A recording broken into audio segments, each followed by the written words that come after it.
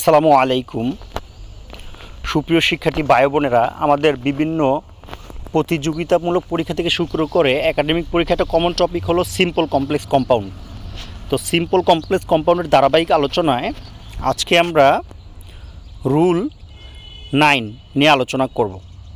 তো রুল 9-এর বিষয়বস্তু হলো অ্যাজেক্টিভ সংক্রান্ত। অ্যাজেক্টিভ দ্যাট মিন্স একটা বাক্যে অ্যাজেক্টিভ আছে, মানে আগের নিয়মের সাথে মিলে না, হ্যাঁ, আর নর্মালভাবে অ্যাজেক্টিভ আছে। যেরকম he is an honest boy, এটা সিম্পল বাক্য, he is an honest boy.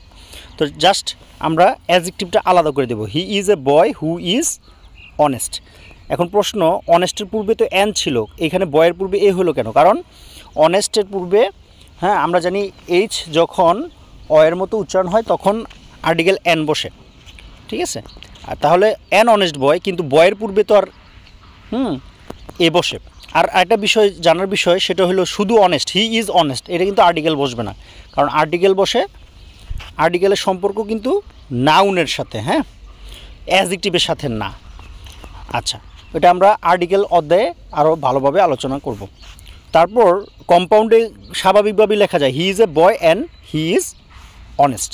Compound খুবই সহজ, কারণ মাঝখানে অ্যান্ড অর বাটসও বসাতে পারলেই অ্যান্সার হয়ে যায়। তো এই ছিল অ্যাজেক্টিভ সংক্রান্ত রুল 9-এর আলোচনা। সবার জন্য শুভকামনা। Thanks for watching.